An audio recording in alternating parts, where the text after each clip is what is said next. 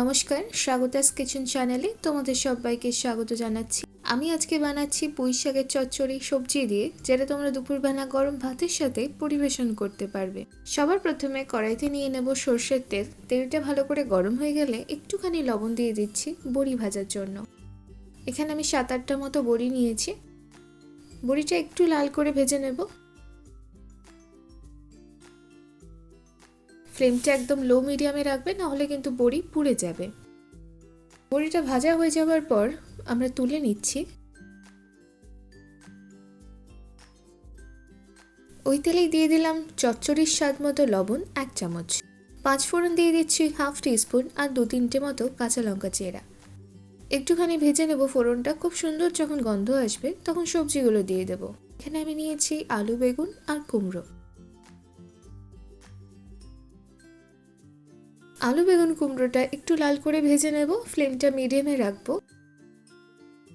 খুব বেশি জল জল ছিল, তাই ছিটছিল বলে একটু ধোয়া হচ্ছে। আশা করছি তোমাদের দেখতে অসুবিধা হচ্ছে না। তো সবজিটা একটু লাল করে ভেজে নেব। তারপর আমরা এতে হলুদ দিয়ে দেব।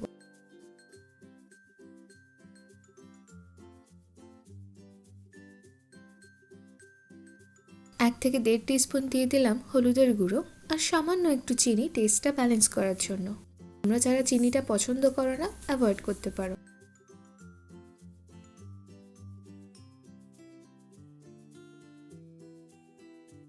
হলুদটা দিয়ে দেওয়ার পর ভালো করে মিশিয়ে নিচ্ছি।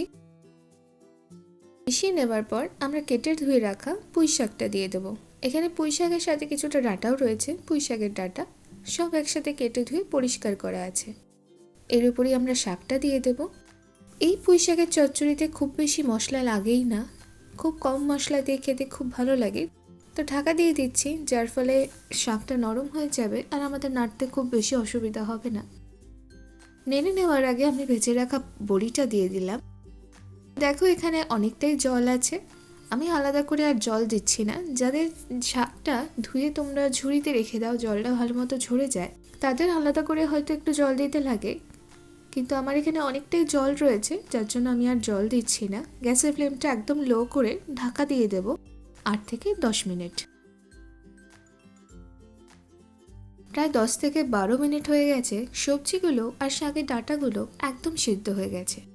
এই দেখো আমি এইভাবে গেলে দিচ্ছি। অনেকে এই সময় একটু আটা বা ময়দা ছিটিয়ে শাকটার মধ্যে একটু মাখো মাখো ভাব নিয়ে আসে। আমি এখানে আটা ময়দা দিচ্ছি না, আমি সবজিগুলো একটু থেতো করে দিলাম। এই শাকটা খেতে খুবই ভালো হয়েছিল, একবার অবশ্যই এইভাবে বানিও। আর কিচ্ছু আমাদের দেওয়ার নেই, আমাদের পুঁই শাকের চচ্চড়ি একদম তৈরি হয়ে গেছে। দুপুরবেলা গরম ভাতের সাথে কম সময়ে কম মশলায় তৈরি। ভিডিওটা যদি তোমাদের ভালো লাগে তাহলে অবশ্যই লাইক, কমেন্ট, শেয়ার আর সাবস্ক্রাইব করে দিও আমার চ্যানেলটাকে। বাড়িতে অবশ্যই বানিয়ে আমাকে কমেন্ট করে জানিও কেমন লাগলো। ফেসবুক পেজটাকে অবশ্যই ফলো করে দিও। ধন্যবাদ।